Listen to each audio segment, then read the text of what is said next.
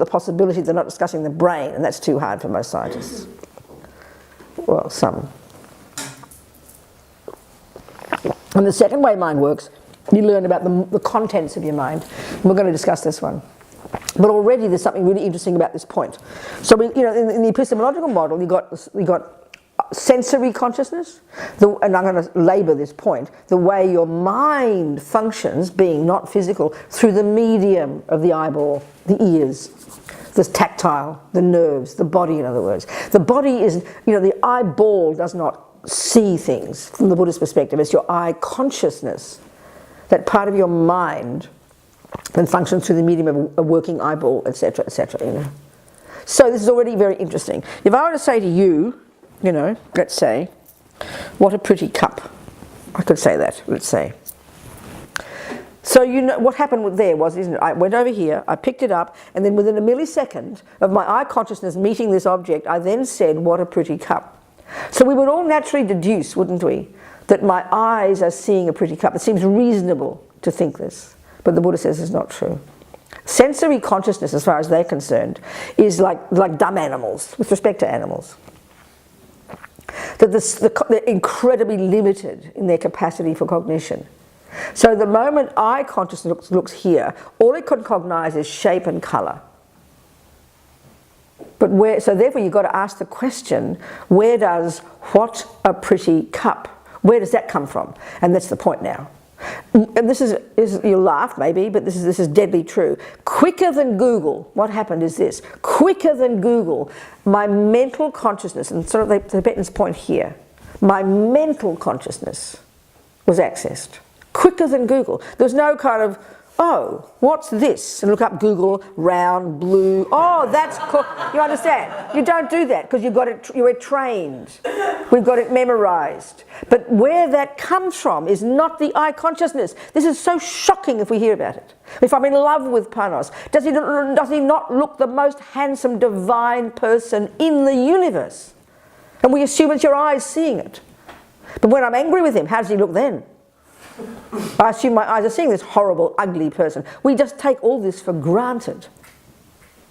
This point alone about how your mental consciousness is the one that makes up the story, basically, that what a pretty cup is a series of thoughts in the mental consciousness that I have decided, I have created, based upon my taste in this life, what I've developed, the things I like, I don't like. It's all thoughts. This is the point. We can spend the rest of the day, the week, 3 days, just on this point, unpacking this one, which is essentially what you're doing as a Buddhist.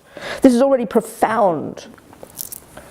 Because look at how we experience the world. It's through our senses. Without senses, we'd be dead. We'd think we wouldn't exist. So the entire universe out there, is it not, is experienced through our senses. Things we smell, things we hear, taste, touch. But we assume they exist like that. This is really the point the Buddha's making. But what's going on is, because your mental consciousness is working, it's got these millions of stories, opinions, ideas, viewpoints, thoughts, concepts. But because we're so trained to work with our senses, we don't notice that what an ugly person, what a beautiful thing. We don't even analyse it. It's coming from your own mental consciousness, from your own series of thoughts that you've practiced. We know everybody has different opinions, but we don't follow it through. If someone looks at Paros, they might think, they hate Greeks. They'll be total racist, evil monster. Another person thinks he's gorgeous. Which should blow our minds already. This proves the point the Buddha's making. That everything's made up by our mind, our mental consciousness. That the source of everything is in here. It's our opinions. If you've got a really fundamentalist racist, it's not their eyes. It's not their eyes. It's their stupid thoughts. We know it when it's extreme. But when it's just normal, we don't question. But this is the essence of what Buddha's saying. So therefore we have to delve into the thoughts. These millions of viewpoints in here, all piled away. And the Buddha would say, you came fully programmed with these from the second of conception. You're not like a blank slate at the time of birth. You've come programmed with your own stuff, good and bad. So this is literally the way Buddha says. So it's no question the mind is the main thing for him. That we're programmed with these trillions of viewpoints. Thoughts are viewpoints. But our trouble is because we're so addicted to our own set of viewpoints. If you're a really fundamentalist, you don't say, oh, I think that person's quite ugly, but I'm sure it's just my eye consciousness getting a bit mistaken here. No, you don't say that. They are ugly, and ugliness is coursing in their veins along with their blood. And how dare they do that to poor innocent me? We think, in fact, as Lama Zopa puts it, this is so shocking. We think, Lama Zopa said, and it's so shocking to hear this, that the vast majority of humans on this planet have no idea that what goes on in their minds plays any role at all. This is how deeply ingrained we are, Buddha says, with our delusional thoughts. Luckily we have virtuous thoughts as well, aren't we fortunate? But most of we just come programmed with all our opinions set in stone, and then we continue to reinforce them. But we don't even think, and that's what's so shocking. I don't think that anger, I know I'm angry, but I don't think it's my anger. I think it's not fair because he did that and he caused me to be angry. So we know we have anger. We know we have depression. We know we have joy. But we're so convinced it's like the result of something that happened out there. I'm this innocent victim of it. But it's a series of thoughts, Buddha says, a series of opinions, of viewpoints. So it's a pretty intense concept.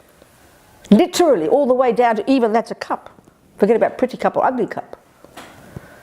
So Buddha's deal is this, dealing with the conceptual stories in our mind, unpacking and unraveling them to degrees of subtlety with respect to us and our culture we do not do, because we're more concerned about the external. This is Buddha's expertise, not kidding. So the reason you sit down and meditate, the reason you do mindfulness is not just to get some nice gooey feeling, not to make all the pain go away, not just to relax, which is some of the conceptions we have. It's simply the technique to help us start to hear and listen to and unpack and unravel this chaos so we can sort it out. So the one obstacle to our doing that job is that we think, we just got born this way. We think it's normal. Whatever's there is just normal. Second, we think it's the source, it's coming from someone else. We really believe I'm this innocent victim, and suddenly anger comes because he did that. The anger is not coming from me, we don't think. It's a state of mind. We know we're angry, there's no question. But he is the fault. That's so powerful. And he might have punched me. That's not even the argument here. But all Buddha's saying is he did punch you, Robina. That's his problem. What's yours, baby? Yours is called anger. Yours is called depression. Yours is called jealousy. Yours, and so that's scary because that sounds like blame, Sounds like blame. Not blame. For the Buddha, it's accountability. Because he says, honey, what goes on in here that's yours. They're a bunch of habits you brought with you, sweetheart. And if you sort these out, then that's the key to success. So it's technically not impossible to comprehend, just hard to hear it and to practice it, because we're addicted to other methods. We're addicted to other views, We believe it's Panos' fault. It feels like it. Even I blame him for making me happy as well. Why are you happy, Robina? Oh, well, it's Panos' fault. He was kind to me. What choice do I have? I've got to be happy. We feel like that. So we really don't have to be told that that Panos is the blame. We just assume he is. This is how deep it goes. So it's, like I said, it's more nuanced than merely saying Panos doesn't play a role. He does, but he doesn't play the main role. All Buddha's saying is the main one is the mind, your interpretation of it, your habits. This is the job.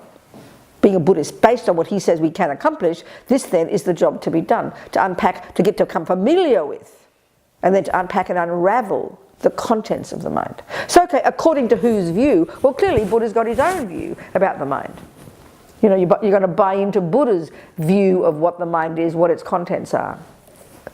It's not something absolute. And you're going to pay attention to that garden, you've got to learn botany. You've got to play the piano, you don't just put your fingers on it and hope some nice sound comes out. Well, you could do that. But there are systems, You've got to play the piano according to Bach's laws. Well, here we're deciding, if you're a Buddhist, you've got to buy into Buddha's explanation, to take that as your hypothesis to help you use his method of what the mind is to interpret your mind. Every time you go study psychology, you're studying someone's methodology, aren't you? You're just plucking it out of the sky. You're not necessarily believing Buddha's right, but you're using it as your start to investigate it, to find out for yourself that it's valid. Because finally, we are the boss, you know. So, okay, let's look then at our mental consciousness, which is where, as Lama Zopa puts it, that's where the workshop is, in the mental